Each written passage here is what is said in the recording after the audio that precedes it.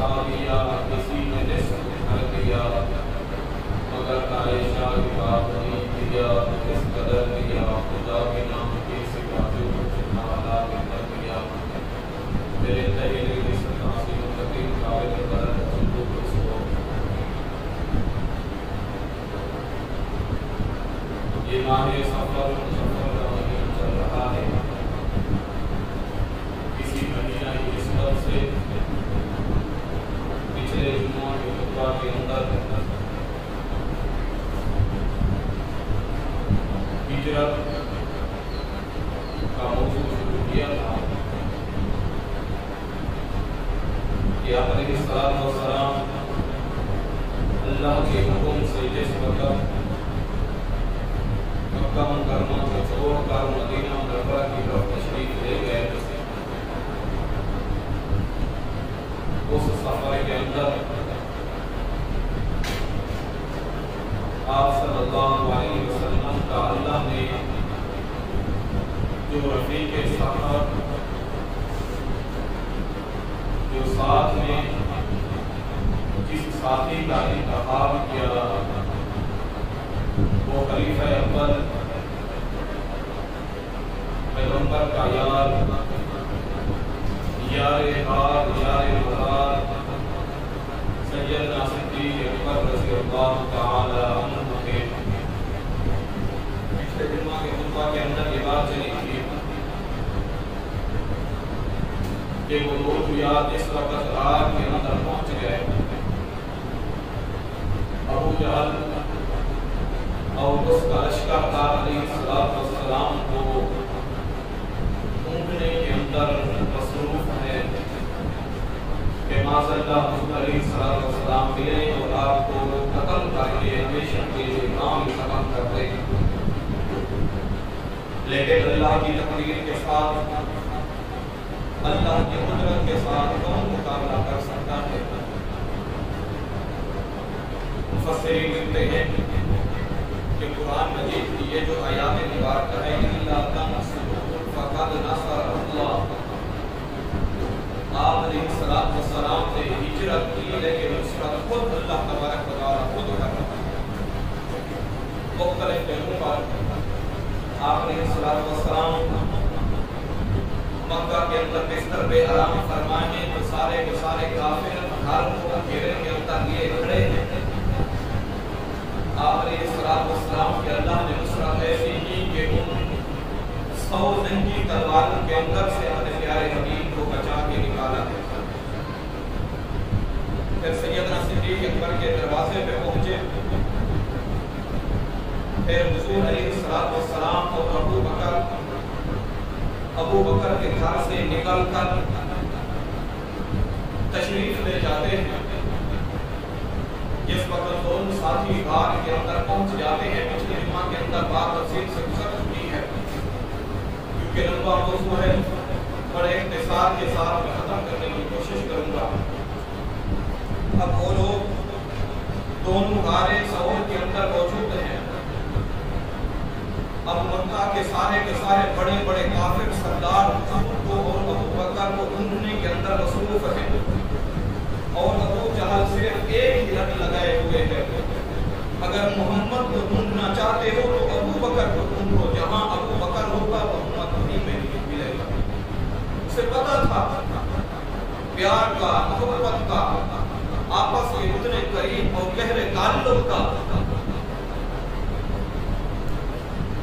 تو ابو جہل اپنے لشکر والوں کو کہتا ہے سارے کے سارے ایک کونے میں جمع ہو جاؤ، میں تمہیں بتاتا ہوں محمد کہاں ملے گا۔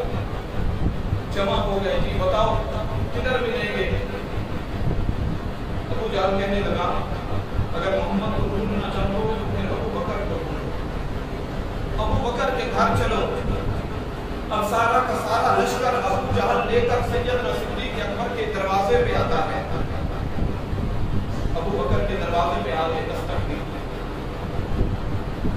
حضرت ابو بکر صدیق رضی اللہ تعالی عنہ کی بڑی بیٹی حضرت اسماء بنت ابو بکر دروازہ کھولتی ہے۔ میں نے دیکھا ابو جہل اور اس کا پورا لشکر آیا کھڑا ہے۔ ابو جہل نے کہا میں تیرے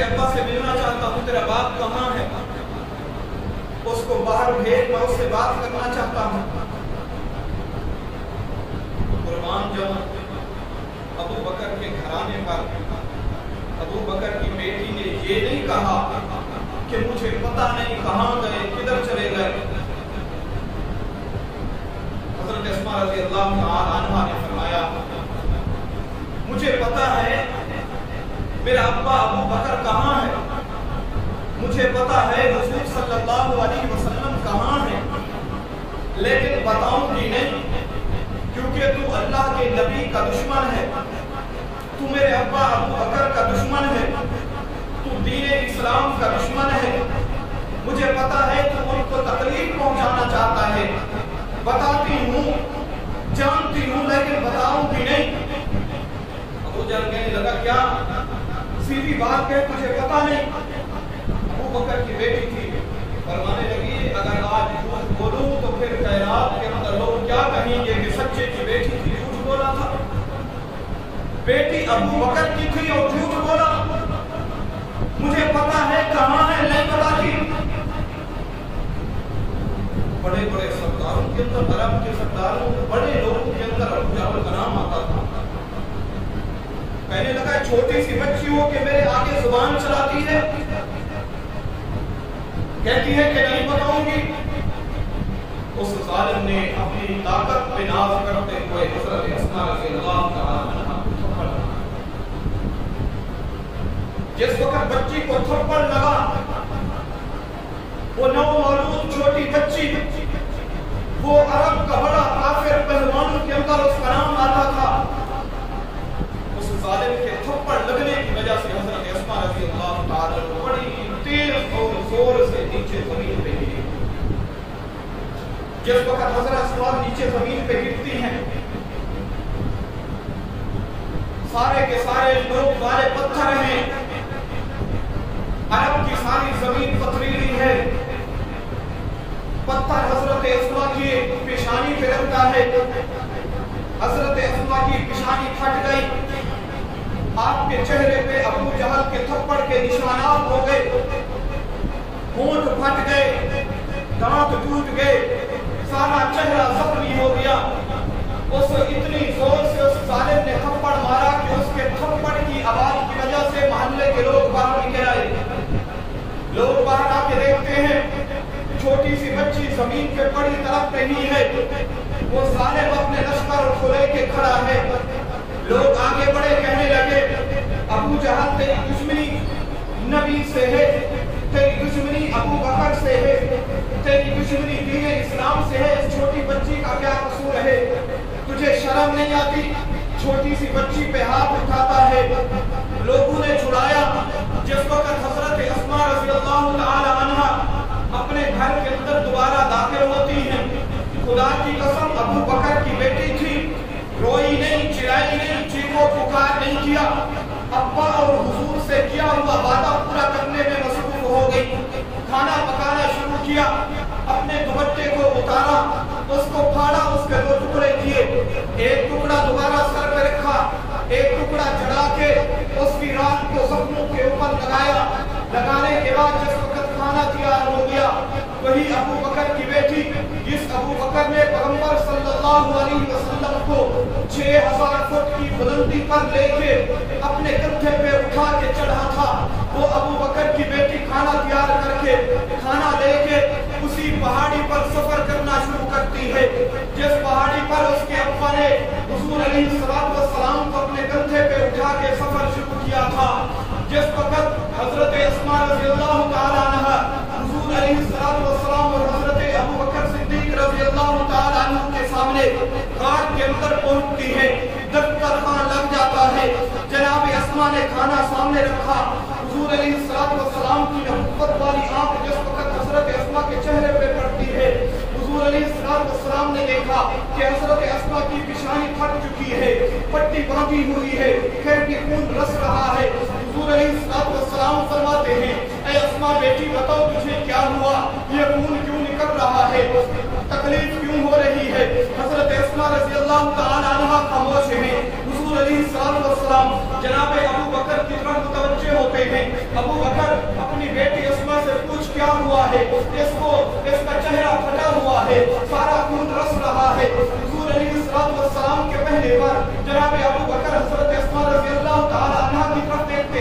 اے بیٹی بتا، اگر آج نہیں بتائے گی تو کب بتائے گی؟ جناب اسماء فرماتی ہیں ابا جان بتاؤں یا کھول کر دکھاؤں؟ حضرت اسماء رضی اللہ تعالی عنہا نے جس وقت چہرے سے نقاب ہٹایا، جس وقت وہ پٹیاں اتاری، حضور علیہ السلام دیکھتے ہیں کہ اسماء کا چہرہ پھٹ چکا ہے، تھپڑ لگنے کی وجہ سے سارا چہرہ سیاہ ہو چکا ہے، ہونٹ پھٹ چکے ہیں، دانت ٹوٹ چکے ہیں۔ حضور علیہ السلام پوچھتے ہیں اسماء بتاؤ کیا ہوا؟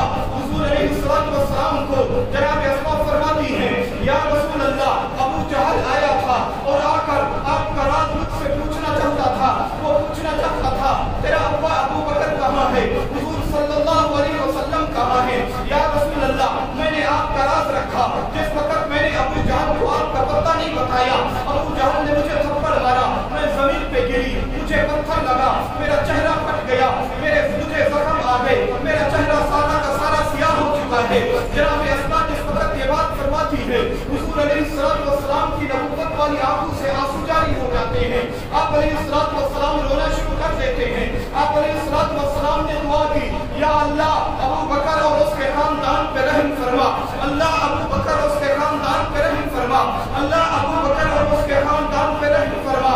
جناب اسماء فرماتی ہے میرے حضور علیہ السلام نے میرے اپنے چہرے پہ اپنے نبوت والے ہاتھ پھیرے، جس وقت حضور نے اپنے نبوت والے ہاتھ میرے چہرے پہ پھیرے، خدا کی قسم کہاں گئی تکلیف، کہاں گئے درد، کہاں گئے وہ زخم؟ خدا کی قسم حضرت اسماء فرماتی ہے حضور کے نبوت والے ہاتھ پھیرنے کی دیر تھی تو میرا سارا کا سارا چہرہ چوکی کے جام کی طرح چمکنے لگا، وہ زخم ختم، وہ تکلیف ختم۔ حضور علیہ السلام نے فرمایا ابو بکر مجھے ابھی سمجھ آیا، میں نے جو تجھے کہا تھا کہ میری اسماء اور عائشہ کو ایک سائڈ پہ کرو، میں تم سے راز کی بات کرنا چاہتا ہوں۔ ابو بکر تو نے کہا تھا اہلی اہلک یا رسول اللہ، یہ بچے یہ گھرانہ میرا گھرانہ نہیں، یہ تیرا گھرانہ ہے۔ جو بات ابو بکر کے سینہ میں راز رہے گی وہ محمد، وہ ابو بکر کی بیٹیوں اور ابو بکر کے خاندان کے سینے کے اندر بھی راز رہے گی۔ مجھے آج سمجھ آئیے گا حضور علیہ السلام اور حضرت ابو بکر صدیق آج کیا بات ہے؟ آج خلافت کی رٹ لگانے والے وہ جی خلافت میں مسلح تھے تو پہلا حق علی کا تھا، علی میرے دل کا چین ہے، علی بھی اور اہل بیت علی کا سارا گھرانہ خدا کی قسم میرے ایمان کا حصہ ہے۔ خلافت کی رٹ لگانے والوں تم کہتے ہو ابو بکر مسلح نہیں گیا، اور میں تمہیں دکھاؤں ہجرت والی رات ابو بکر نبوت کو وہ اپنے کندھوں پہ اٹھا کے لے گیا۔ تم تو مسلح پہ رکھتے ہو، اللہ تبارک و تعالیٰ نے اپنی نبوت جیسی امانت حضرت ابو بکر کے حوالے کر دی۔ حضور صلی اللہ علیہ وسلم کی زندگی کے دو سفر، حضور کی زندگی کے دو سفر بڑے عجیب ہیں، ایک معراج کا سفر اور ایک ہجرت کا سفر۔ دونوں سفر کے اندر اللہ تبارک و تعالیٰ نے بڑی حکمتیں رکھی ہیں سمجھنے والوں کے لیے، عقل والوں کے لیے۔ حضور علیہ السلام کی زندگی کے یہ دو سفر، معراج آسمانوں کا، بلندیوں کا، رفعتوں کا سفر ہے۔ معراج کے سفر پر اللہ نے حضور کو ایک ساتھی دیا، ہجرت کے سفر پر اللہ نے حضور کو ایک ساتھی دیا۔ جو معراج کا سفر کا ساتھی ہے وہ حضور صلی اللہ علیہ وسلم کے دروازے پہ آ کے دستک دیتا ہے، حتیٰ کہ اپنے نورانی پروں کو حضور صلی اللہ علیہ وسلم کے پاؤں کی تلیوں پہ بسر کے جگاتا ہے۔ جو معراج کا ساتھی ہے وہ حضور علیہ السلام کو اپنے کندھوں پہ نہیں اٹھاتا، اس نے براق منگوا کے حضور کو براق پہ سوار کر کے لے گیا۔ اور جو ہجرت کا سفر ہے اس سفر کے ساتھی کو بھی دیکھو، معراج کے سفر کے ساتھی کو بھی دیکھو، وہ بھی عظمتوں اور رفعتوں اور بلندیوں کا سفر ہے۔ یہ ہجرت والا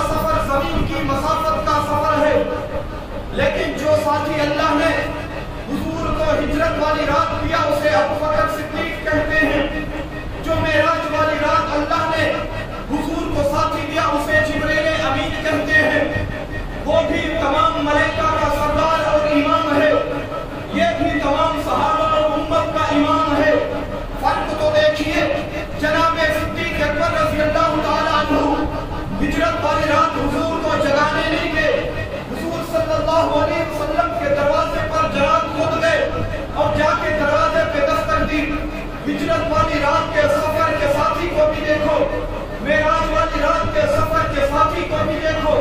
फर्क इतना है कि जिस वक्त जिब्राइल अमीन हुजूर अलैहिस्सलाम को लेकर मस्जिद अक्सा के अंदर जाके तमाम नबियों का इमाम बना के जिस वक्त जमात खत्म हुई, जनाब जिब्राइल अमीन हुजूर सल्लल्लाहु अलैहि वसल्लम को लेके जिस वक्त आसमानों का सफर शुरू करते हैं, पहला आसमान, दूसरा आसमान, तीसरा, चौथा, पांचवा, छठा, जिस वक्त सातवें आसमान पे पहुंचते हैं, जिस वक्त हुजूर अलैहिस्सलाम आगे आने लगे, जनाब जिब्राइल रुक गए। हुजूर ने फरमाया जिब्राइल मेरे साथ आगे चलो। जिब्राइल फरमाने लगे या रसूल अल्लाह आगे नहीं जा सकता, अगर आगे एक बलिष्ठ में किया तो अल्लाह की तजल्ली से जल कर राख हो जाऊंगा। हजरत अबू बकर सिद्दीक रज़ी अल्लाह तआला अन्हु को देखो, हुजूर अलैहिस्सलाम को अबू बकर ने आज से 1500 साल पहले उस गली से जगा के उठा के जिस वक्त हुजूर को ले गए थे, गारे सौर के अंदर भी इकट्ठे रहे थे, आज मज़ार के अंदर भी इकट्ठे हैं। कल क़यामत का दिन आ गए, कल सिरात पे भी अबू बकर और हुजूर इकट्ठे होंगे, हौज़े कौसर पे भी अबू बकर और हुजूर इकट्ठे होंगे, हत्ता के जन्नत के अंदर मौला आला जो मकाम अल्लाह ने नबी और सिद्दीक का लिखा है, जब तक वहाँ पर नहीं पहुंचे नबी और सिद्दीक साथ रहेंगे। आज लोग रट लगाते हैं कि हम मज़ार वाले याद को नहीं मानते, और ज़ालिमों ना मानो, गार के अंदर अबू बकर और हुजूर अलैहिस्सलाम को इकट्ठे तुम्हारे बाप दादा ने, अबू जहल ने और अरब के बड़े बड़े काफिर ने नहीं माना था। अगर उन्होंने गार के अंदर हुजूर अलैहिस्सलाम और अबू बकर को नहीं माना था, तुम भी उसी की नस्ल हो। तुम आज मज़ार के अंदर अबू बकर और हुजूर को नहीं समझते, नहीं मानते तो ना मानो, तुम भौंकते भौंकते थक जाओगे, तुम्हारी नस्लें खत्म हो जाएंगी। आज अबू बकर को हुजूर अलैहिस्सलाम से सौर के अंदर भी कोई जुदा नहीं कर सका, आज मज़ार के अंदर भी कोई जुदा नहीं कर सकता। वो आज से 1500 साल पहले चले थे, खुदा की कसम आज तक इकट्ठे सफर कर रहे हैं, इकट्ठे सो रहे हैं। सैयद अताउल्लाह शाह बुखारी रहमतुल्लाह अलैह फरमाया, अगर मेराज वाली रात जिब्राइल की जगह अबू बकर होते, अबू बकर गल जाते, सड़ जाते, मर जाते, लेकिन नबी का साथ न छोड़ते, नबी का साथ न छोड़ते। अब सारे के सारे अरब के लोग जिस वक्त जनाब अबू बकर सिद्दीक रज़ी अल्लाह तआला अन्हा के घर से भी ये बात मिली कि हमें पता नहीं, पता है बेटी ने कहा नहीं बताती, वो बड़े परेशान भी क्या करें।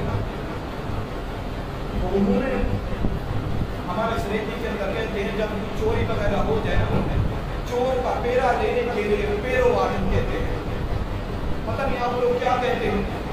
तो वो जो पेरे नापने वाला बंदा था, उन्होंने उसको लिया, चलो पेरा नाप के चलते हैं, कहाँ जा रहा है। अब जिस वक्त वो गारे सौर की जो पहाड़ी थी, जो बुलंदी थी, वहां पर पहुंचे, अब दोनों का पांव लग रहा है, देख रहे हैं, जा रहे हैं। जिस वक्त उस बुलंदी पे चढ़ने लगे, क्योंकि हजरत अबू बकर ने हुजूर को अपने कंधों पे उठा लिया था, कुर्बान जाऊं अबू बकर तेरी सदाकत और यारी। अगर इस हुए जमीन पर हुजूर से अबू बकर से ज्यादा किसी के वफा की तो सामने है, अगर किसी ने अबू बकर से ज्यादा हुजूर से मोहब्बत की हो तो सामने है। सैयदना सिद्दीक़ अकबर 3 दुआएं किया करते थे, कितनी? 3 दुआएं। अल्लाह अन नज़्र इला वजहि रसूलिल्लाह, मेरी नजर हो महबूब का चेहरा हो बस देखता रहूं। अल्लाह मेरा माल हो महबूब पे खर्च करता रहूं।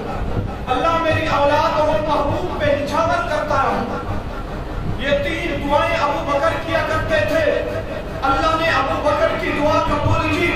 अल्लाह ने कहा अबू बकर अगर यार को अकेले देखना चाहता है, आ मैं तुझे बताऊं, मैंने जिस वक्त आदम मुझे अकेले मिलना चाहता था, मैंने आदम को कहा आदम अगर रब से मिलना चाहते हो अकेले अरफात के मैदान के अंदर आओ। अगर मूसा मुझसे मिलना चाहता था तो मैंने कहा मूसा को नूर में अकेले मिलने हो। अगर ईसा मुझसे मिलना चाहता था तो मैंने कहा ऐ ईसा अकेला मुझसे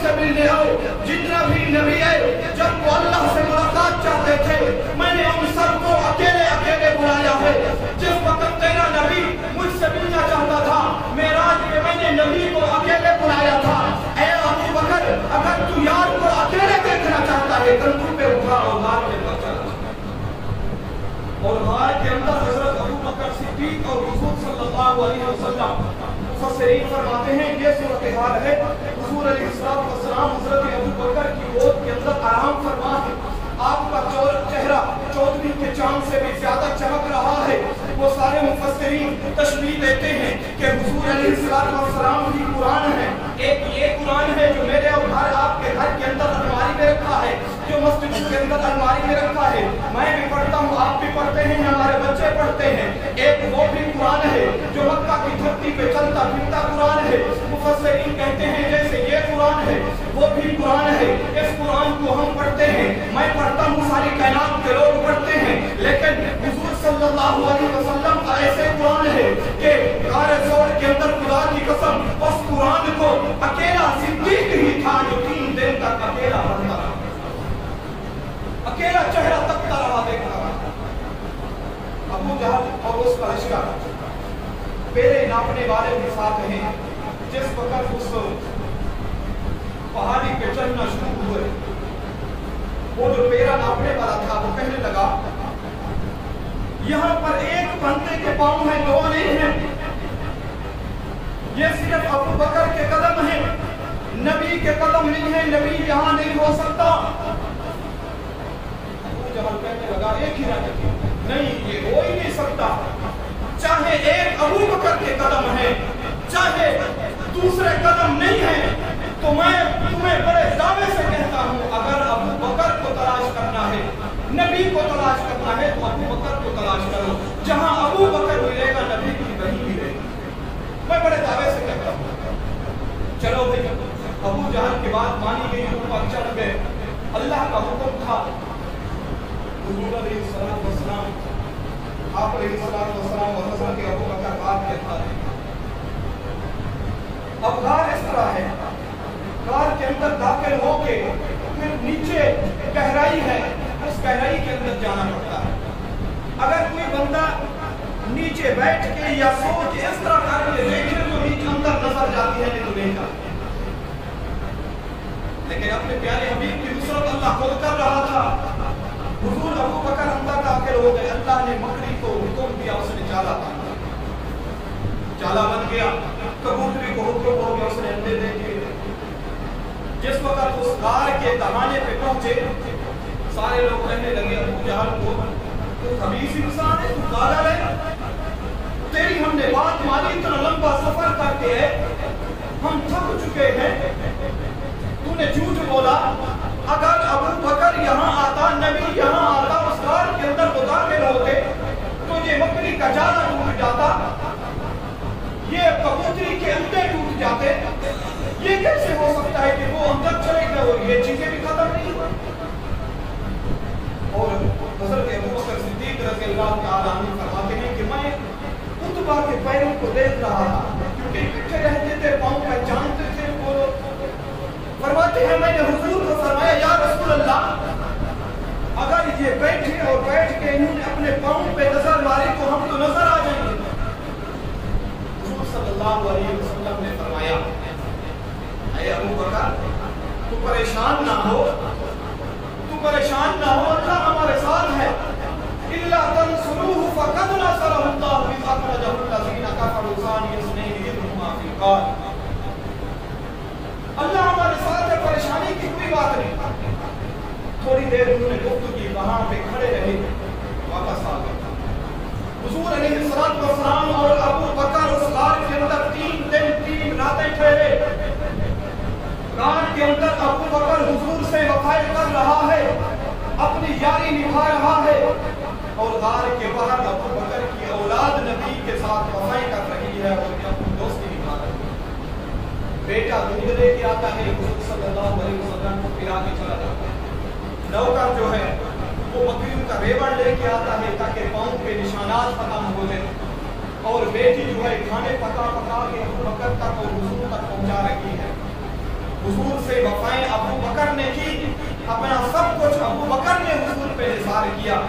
اگر آج اس ابو بکر کے ایمان پر بھی بحث کرے, مجھے بتاؤ وہ مسلمان ہو سکتا ہے؟ وہ مسلمان ہو سکتا ہے جو ابو بکر کے اسلام اور مومن ہونے کے اندر شک کرے؟ نہیں ہو سکتا. 3 دن 3 راتیں گزر جانے کے بعد हुजूर सल्लल्लाहु अलैहि वसल्लम को हज़रत अबू बकर सिद्दीक़ रज़ी अल्लाह तआला नमाज से बाहर निकले, मदीना की तरफ सफर शुरू किया। रास्ते के अंदर एक झोपड़ी देखी, कोई लंबी बस्ती नहीं, कोई बड़े बड़े घर नहीं, एक झोपड़ी सी देखी। उम्मे बाबर का घर था। हुजूर हज़रत अबू बकर सिद्दीक़ को फरमाते हैं, जाओ इस झोपड़ी के अंदर पता करो, अगर कोई हो तो उससे खाने पीने की कोई चीज पूछो, भूख लगी है, प्यास लगी है। जनाब अबू बकर सिद्दीक़ जाते हैं, पूरी उम्मा उम्मे बाबर बैठी है। हुजूर फरमाने सिद्दीक़ अकबर ने फरमाया, ऐ अम्मा, मैं गुलाम हूँ, मेरा आका मेरे साथ है, हमें भूख लगी है, प्यास लगी है, कोई खाने पीने की चीज हो तो दे दो। वो कहने लगी, बेटा खाने पीने के लिए घर में तो कुछ नहीं है, मैं आपकी कोई नहीं खिदमत कर सकती। हुजूर के पास वापस आए अबू बकर, या रसूल अल्लाह, अम्मा कहती है घर में खाने पीने की कोई चीज नहीं है। हुजूर की नजर पड़ी, एक कमजोर लाचार बीमार बकरी पड़ी।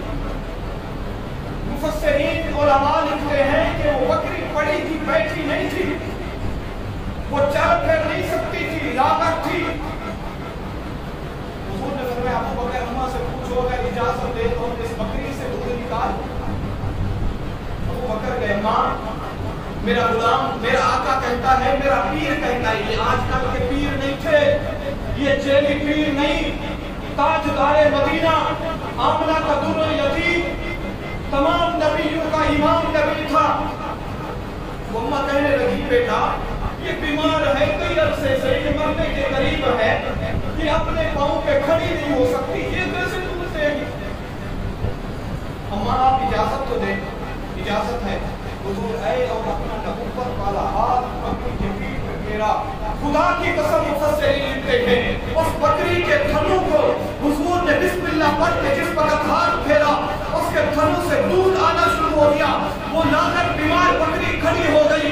हुजूर अलैहिस्सलातु वस्सलाम ने अबू बकर को फरमाया, हजरत अबू बकर फरमाते हैं, मैंने अम्मा को आवाज दी, अम्मा कोई बर्तन दे, हम इसका दूध निकाले। अम्मा ने छोटा सा बर्तन दिया, कहने लगी कि थोड़ा सा चलो दूध निकल ही जाएगा। वो दूध का बर्तन भर गया। मैंने हुजूर अलैहिस्सलातु वस्सलाम को देखा, दूध फिर भी निकल रहा है। हुजूर ने आवाज दी, अबू बकर अम्मा से कहो कोई और बर्तन दे। अम्मा ने बर्तन देना शुरू किए और झोपड़ी के अंदर जितना भी अम्मा के बर्तन थे, खुदा की कसम उस लागर और बीमार बकरी के थनों से इतना दूध निकला, वो सारे घर के बर्तन भर गए। वो अम्मा फटी आंखों से देखती रह गई, ये क्या हो रहा है। हुजूर अलैहिस्सलातु वस्सलाम के चेहरे अंदर से काफी देखती थी, ये कोई आम चेहरा नहीं हो सकता, ये कोई आम आदमी नहीं हो सकता। हजरत अबू बकर से पूछती है, ऐ अबू बकर, ऐ गुलाम, तू बता ये तेरा आका कौन है, तेरे आका का नाम क्या है, ये कौन ऐसा आदमी है जिसने लाकर और बीमार बकरी के हाथ फेरा और दूध के फवारे जारी हो गए, ये बंदा कौन है। जनाब अबू बकर ने फरमाया, ये कोई आम हस्ती नहीं अम्मा, ये दोनों कायनात के बादशाह, ये हुजूर अलैहिस्सलातु वस्सलाम ताजदारे मदीना, ये आमना का दुर्र यतीम, ये मोहम्मद मुस्तफा अहमद मुर्तबा सल्लल्लाहु अलैहि वसल्लम है। अम्मा ये वो है जिसके आने के बाद ये सारी कायनात के गरीबों की गरीबी खत्म हो जाएगी, यतीमों का ये आसरा है, मिस्कीनों का ये आसरा है, बेवों का ये आसरा है। अम्मा ये वो है जो दुनिया के अंदर भी अपनी उम्मत को नहीं भूलेगा, जो क़यामत के दिन भी अपनी उम्मत को नहीं भूलेगा। अम्मा खुश, हुजूर अलैहिस्सलातु वस्सलाम ने दूध दिया और सिद्दीक़ अकबर ने दूध दिया, इन लोगों ने दूध पिया, दूध पी के आगे अपने सफर पे रवाना हो गए। रात हो गई, शाम हो गई। जिस वक्त वो उम्मे माबद का घर वाला शाम को घर आया, आके सारी नस्ल से बड़ी बड़ी आंखें खोल के पूरे इलाके को इर्द गिर्द देख रहा है। बीवी पूछती है, क्या मसला है, क्यों परेशान है। वो कहने लगा, खुदा की कसम मेरी दाढ़ी सफेद हो चुकी है, मैं बड़े अरसे से यहाँ पे रह रहा हूँ, मुझे लगता है आज यहाँ पर कोई ऐसा आया है, खुदा की कसम पूरे इलाके के अंदर एक खुशबू सी फैली थी। मैं बाबा कहने लगी, हाँ तेरा कहना ठीक है, एक आका और एक गुलाम आए थे, उन्होंने हमारी बीमार बकरी पे हाथ फेरा और एक बीमार बकरी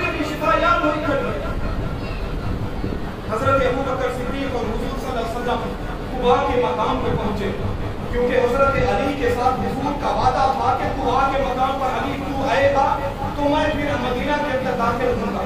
حضرت علی فرماتے ہیں میں وہ امانتیں واپس کر کے میں نے سفر شروع کیا۔ میں جس وقت طوبا کے مقام پہ پہنچا، حضرت علی فرماتے ہیں میرے پاؤں پھٹ چکے تھے، سفر کرنے کی وجہ سے مسلسل دن اور رات میں نے سفر کیا۔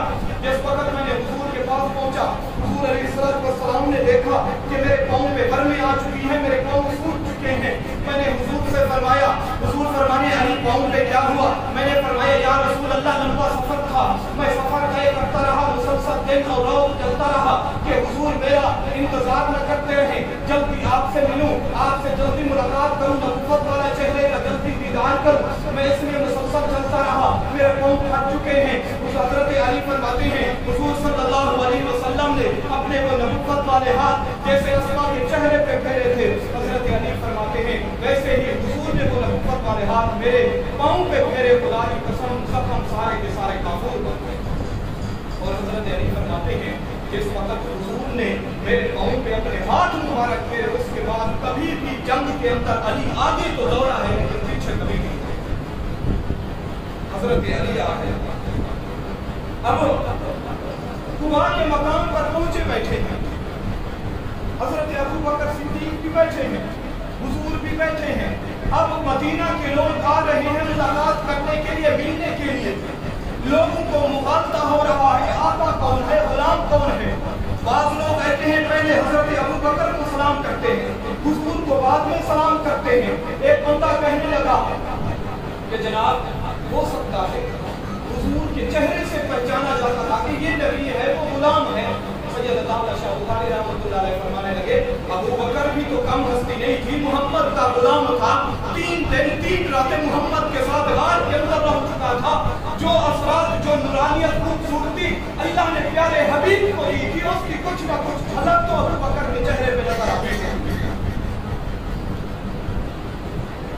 سورج آیا، کرنیں آنا شروع ہوئی، جناب ابو بکر پریشان ہو رہے کہ لوگوں کو مغالطہ ہو رہا ہے، نبی کون ہے، صدیق کون ہے، کیا کروں؟ جناب ابو بکر اٹھے، اپنی چادر اٹھائی، چادر اٹھا کے حضور علیہ السلام کے اوپر تان کے کھڑے ہوئے تاکہ لوگ پہچانیں یہ غلام ہے، یہ آقا ہے، لوگوں کو پتہ چلے۔ لوگ آئے، ملے، حضرت علی بھی آ گئے۔ اب حضور علیہ السلام طوبا کے مقام سے سفر کرتے ہیں مدینہ کے اندر۔ جس وقت مدینہ منورہ کے اندر داخل ہوتے ہیں، حضور علیہ السلام مدینہ طیبہ کے اندر اپنے نبوت والے قدم رکھتے ہیں۔ سارے کے سارے مدینہ کے لوگ، مرد، عورت، بچے، بوڑھے، جوان باہر نکل چکے ہیں۔ حضور علیہ السلام کے استقبال کے لیے عربی کے اندر اشعار کہے جا رہے ہیں، خوشیاں منائی جا رہی ہیں۔ اب مسئلہ یہ تھا کہ حضور صلی اللہ علیہ وسلم آ تو گئے ہیں، مہمان کس کے گھر ٹھہرے؟ سارے ہر بندہ کہتا تھا کہ حضور میرے مہمان پر، کیونکہ کوئی عام ہستی تو نہیں تھی، 2 جہانوں کا بادشاہ تھا، جس گھر کے اندر اس نے داخل ہونا تھا اس گھر کے اندر روشنی روشنی پھیل جائے۔ حضور نے یہ کہا کہ جس اونٹنی پر میں سوار ہوں، اس اونٹنی کی مہار کو چھوڑ دو، جس گھر کے اندر یہ اونٹنی خود چلی گئی تو اس گھر کے اندر آ گئی۔ اونٹنی کو چھوڑ دیا گیا۔ حضور علیہ السلام کو اونٹنی لے کر حضرت ایوب انصاری رضی اللہ عنہ جو غریب صحابی تھے بیچارے، ابو ایوب کے گھر کے اندر اونٹنی چلی گئی۔ حضور علیہ السلام اتر گئے، مدینہ کے اندر آ گئے۔ اب دیکھیں خلاصہ یہ ہے ہجرت کا کہ مکہ کے اندر حضور تھے، صحابہ تھے، جتنا بھی لوگ تھے مسلمان ایمان والے، حضور کو ماننے والے، حضور کے جان نجان، حضور کے شاگرد مکہ کے اندر تھے، لیکن تکلیفیں تھی، مصیبتیں تھی، ہر قسم کی تکلیفیں مصیبتیں برداشت کر کے اللہ نے جس وقت ہجرت کرا کے مدینہ کے اندر بھیجا، حضور مدینہ کے اندر آ گئے۔ اللہ نے حکم دیا اے میرے پیارے حبیب جہاد کرو، جہاد کا حکم آیا۔ حضور علیہ السلام نے صحابہ کے لشکر بنا کے جس وقت جہاد کے لیے نکالے، آؤ میں تمہیں بتاؤں حضور نے مکہ کے اندر جو محنت کی، تبلیغ حضور نے مکہ کے اندر کی، لیکن اس تبلیغ کے جو آثار تھے اللہ نے مدینہ کے اندر نکالے۔ دین پھیلنا شروع ہوا، حضور کی وفات ہوئی تو یہ دین 9 لاکھ مربع میل پھیل چکا ہے۔ اللہ تبارک و تعالیٰ سے دعا ہے اللہ